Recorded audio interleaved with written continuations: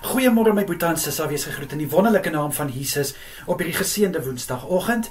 Ek hoop julle het lekker geslaap en julle is reg vir hierdie nuwe dag wat voorlê. Baie dankie dat ek die voorreg het om vir julle te kan bid. Kom ons sluit die oë. Here, baie dankie vir u hand van rus oor ons deur laasnag.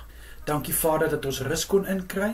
Dankie Here dat u oor ons gewaak het en baie dankie dat deur u genade kon ons vanoggend opstaan, Here, met dankbaarheid in ons harte vir 'n nuwe dag wat aangebreek het uit u hand. Dankie Here.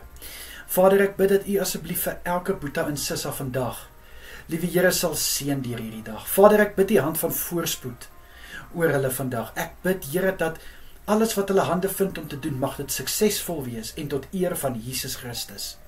Ek bid ook in die wonderlike naam van Jesus, liewe Here, om hulle te vul met krag en met wysheid deur hierdie dag. Asseblief Here, Vader, mag u goedheid sigbaar wees in hulle dag en ek bid dat u guns op elke een sal rus. Asseblief Vader. Liewe Here, skenk asseblief vanaand vir elke een met 'n soete nagrus. Ek bid dat elkeen goeie rus sal inkry, goed sal uitrus en verfris en versterk word tydens hulle slaap. Mag hulle kalmte en rustigheid beleef tydens hulle slaap, asseblief liewe Here. Vader, en ek bid ook dat niks hulle nagrus gaan kom steur nie. Asseblief Vader. Here, sal u asseblief elke een beskerm deur hierdie dag en ek bid dat die hand van veiligheid oor elke een sal wees vanaand tydens hulle slaap. Asseblief Here. Vader, vir vanaand se selgroepe bid ek Here dat die hand van seën oor elke selgroep sal wees. Here, ek bid dat elke persoon wat vanaand deel gaan wees van 'n selgroep sal kan uitstap, liewe Here, met iets wat aangeraak is in hulle lewe.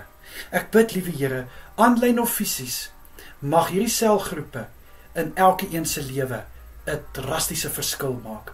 Ek bid, liewe Here, dat u die middelpunt en die fokuspunt sal wees van elke byeenkoms. Asseblief, liewe Here.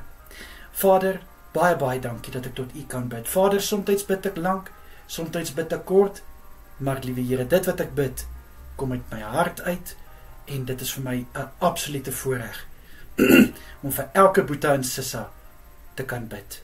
Dankie Here, aan u alle eer, lof en heerlikheid. Amen en amen.